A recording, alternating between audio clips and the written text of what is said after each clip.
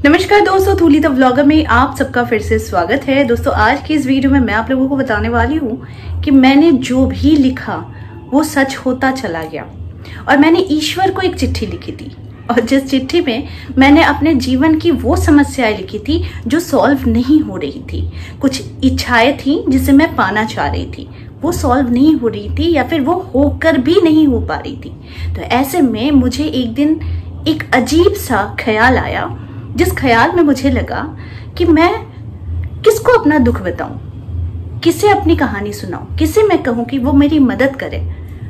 मगर अचानक मुझे ऐसा लगा कि मुझे उसे चिट्ठी जरूर लिखनी चाहिए। तो वो कौन है जिसे मैंने चिट्ठी लिखा और वो मेरी सारी चिट्ठी पढ़े और मेरे सारी चीज़ों को पूर्ण कर लिए। वो सारी चीज़ें आज के इस वीडियो में मैं बताने वाली हूँ। लेकिन हमेशा की तरह आगे बढ़ने से पहले चैनल को सब्सक्राइब कीजिए, बेल बटन को दबाइए। वीडियोस अच्छी लगती है तो लाइक, शेयर एंड कमेंट करना बिल्कुल भी मत भूलिए। आगे बढ़ते हैं दोस्तों। आज का वीडियो है मेरी खुद की सच्ची कहानी के ऊपर। मैं भगवान पर अटूट आस्था रखती हूँ। मुझे मालूम है कि शायद अभी कुछ समय के लिए मेरा समय खराब चल रहा है, लेकिन यही खराब समय मेरे लिए कुछ 2 गुना 4 गुना मेरे लिए खुशियां लेकर आएगा।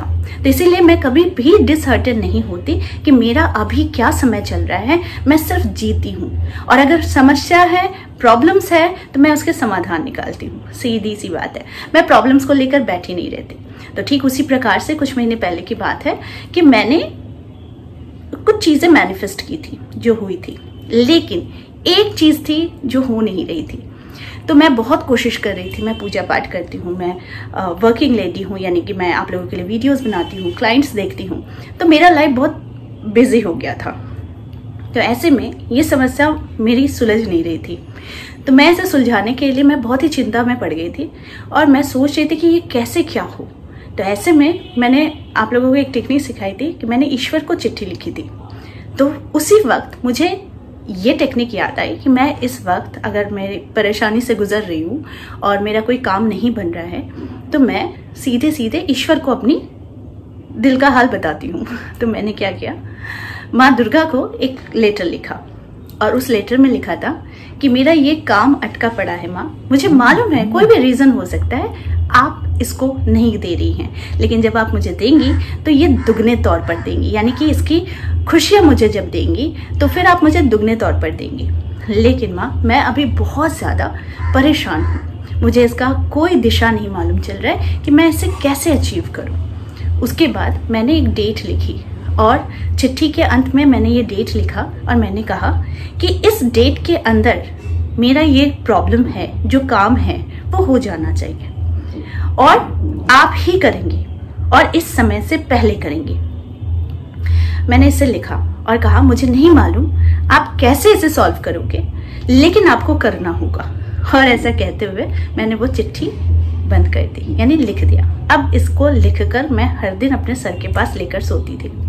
तो मैंने जो एक डेट लिखी थी वो डेट थी 28 जून की। और ये मुझे बताने में बहुत खुशी हो रही है कि इस 28 जून के सफर तक में मैंने क्या क्या चीजें सफर की। ये चिट्ठी मैंने लिखी थी अपने जन्मदिन पर, यानी 15 मई को मैंने ये चिट्ठी लिखी थी और मैंने माँ को ये चिट्ठी लिखकर कहा था कि इस डेट के अंदर, यानी 28 जून के अंदर मेरा ये काम हो जाना चाहिए। मुझे नहीं पता कैसे होगा, पर मुझे मेरा काम हो जाना चाहिए। तो 15 मई को लिखा, 28 जून का टाइम दिया था। तो ऐसे में क्या हुआ, इस बीच में समय गुजरा, 1 हफ्ता गुजरा, जून महीना आ गया। उसके बाद जून के 15 तारीख आ गए, मेरे काम में कोई आगे बढ़ ही नहीं रहा था। लेकिन मुझे लग रहा था कि शायद ये काम सही नहीं है मेरे लिए, जो मैं मांग रही हूँ। शायद ये चीज मेरे लिए बिल्कुल उपयुक्त नहीं है, इसीलिए नहीं हो रहा है। तो फिर भी मैंने उम्मीद लगा के रखी थी, क्योंकि मैंने माँ को चिट्ठी लिखा था। तो माँ के पास ये इन्फॉर्मेशन चली गई थी कि माँ को पता है मुझे क्या चाहिए। अब ये माँ के ऊपर था कि माँ मुझे उसे कैसे देंगे। ओके, तो मैंने देखा समय बीत रहा है, 15 जून निकल गए, 20 जून निकल गए, 25 जून निकल गए। जब 26 जून आया तो मेरा दिल अब बैठ रहा था और मैं सोच रही थी कि अब तो मैं कंफर्म्ड हूँ, मैं श्योर हूँ कि ये चीज़ें मेरी नहीं होगी और ये शायद मेरे लिए सही नहीं है। वो क्या चीज़ मैंने मांगी थी वो मैं नहीं बता रही हूँ आपको, लेकिन मुझे लगा कि ये शायद इम्पॉसिबल चीज़ है और मुझे ये अब नहीं मिलेगी। फिर आया 27 जून को तो मैं श्योर हो गई कि ये अब होने वाला नहीं है। तो मैंने प्लान किया कि ये जो चिट्ठी मैंने लिखी है, क्योंकि डेट इसका 28 जून का ही था, तो ये जैसे 28 जून क्रॉस करेगा मैं इस चिट्ठी को फाड़ दूंगी। मैंने ऐसा सोचा था, लेकिन चमत्कार तब हुआ, मेरे पास एक कॉल आता है। सबसे पहले एक मैसेज आता है, उसके बाद एक कॉल आता है, और वो कॉल मेरी खुशी का ठिकाना नहीं था। जिस चीज़ का मैं करीब 1.5 महीने से इंतज़ार कर रही थी, वो चीज़ मुझे मिल गई है। उसका मैसेज आया और उसका समय आज ही था जो मुझे मिलने वाला भी है, और उसके लिए कॉल भी आया था, confirmation call. You won't believe, मुझे इतनी खुशी हुई। और वो तारीख आप जानेंगे तो आश्चर्य हो जाएंगे। वो तारीख थी 28 जून की सुबह, यानी ये 2023 की पिछले महीने की ही मैं बात कर रही हूँ। मुझे इतनी खुशी हुई और मैं जाकर सीधा मैं भगवान के सामने जाकर रोने लग गई कि ये कैसी लीला है आपकी, ये कैसा चमत्कार है आपका।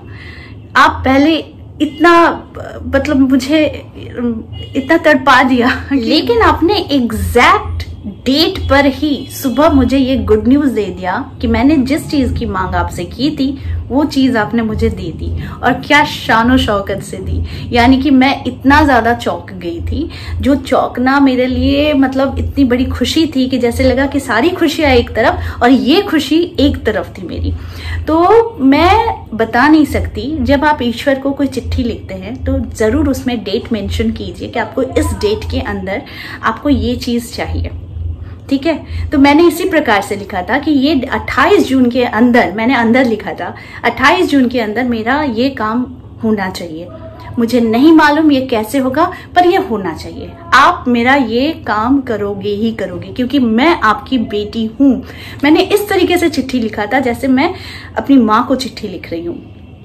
एंड देन ये चीज़ हुआ, और एग्जैक्ट 28 जून के दिन ही हुआ, सुबह हुआ, जिस दिन मैंने सोचा था कि मेरा ये काम होगा ही नहीं। एक दिन पहले तक मैं सोच रही थी होगा ही नहीं, यहाँ तक कि 28 जून की सुबह भी मैं जब उठ रही थी सोकर, तो मुझे लगा कि चलो आज मैं तैयारी कर रही थी कि वो पेपर फाड़ूंगी और फाड़ने के बाद मैं इसे पानी में डाल दूंगी, क्योंकि आज तो 28 जून ही हो गया। लेकिन माँ का चमत्कार, ये ऐसा चमत्कार था मेरे जीवन में, जो मैंने चिट्ठी लिखा और माँ ने मुझे बिल्कुल उसी डेट में माँ ने मुझे दे दिया। यानी कि ये बहुत बड़ा मिरेकल था मेरे लाइफ में। और मैं हमेशा कुछ भी चीज़ें पानी होते तो डेफिनेटली मैं पूजा पाठ, मंत्र चांटिंग, दान करना, ये सारी चीज़ें करती हूँ। लेकिन कभी कभी आपके दिल की बात अगर आपको किसी को बताने में हिचक होती है, किसी इंसान को बताने में हिचक होती है, तो आप सीधे खुलकर माँ को चिट्ठी लिखिए। आपके जो भी इष्ट देव है आप उसको चिट्ठी लिखिए। आपको जो भजते हैं, आपको जो अच्छे लगते हैं, आप उनको चिट्ठी लिखिए। दिल से लिखी गई चिट्ठी हमेशा आपकी इच्छा पूर्ण करती है। और आप देख लेना, आपकी जो भी इच्छा है अगर वो सही है और आप सही कारण से मांग रहे हो और आपको बहुत मन है कि वो आपको मिले, तो ज़रूर ईश्वर वो चीज़ आपको देगी ही देगी, जो मुझे मिली। तो आई होप ये जो वीडियो था ये आप लोगों में एक ऊर्जा भरना था, एक उत्साह भरना था कि आप कभी भी कोई चीज़ नहीं हो रहा है इसके लिए डिसहर्टन मत हो, बल्कि ये क्यों नहीं हो रहा है इसके पीछे का कारण ईश्वर को मालूम है, आपको नहीं मालूम है। तो अगर ईश्वर को लगेगा कि ये चीज आपके लिए सही है, जो जिस चीज की आप मांग कर रहे हो, तो नो डाउट आपको ये मिलेगा ही मिलेगा। लेकिन जिस चीज की आप मांग कर रहे हो आपको पता ही नहीं है कि आपके लिए वो चीज सही है कि नहीं है, और वो ईश्वर अगर आपको नहीं दे रहे हैं, तो आप समझ जाइए कि शायद इसी में भलाई है कि वो चीज आपको नहीं मिल रही है। तो ये एक विश्वास है, आस्था है, इसे करके देखिए और सारे काम बनते चले जाएंगे, मैं बता रही हूँ गारंटी के साथ। तो आई होप आज का वीडियो आप लोगों को अच्छा लगा होगा। इस तरह के वीडियोस मैं आप लोगों तक लाती रहूंगी। आज के लिए बस इतना ही, फिर मिलेंगे एक नए टॉपिक के साथ। तब तक के लिए आप सबको मेरा प्यार भरा नमस्कार।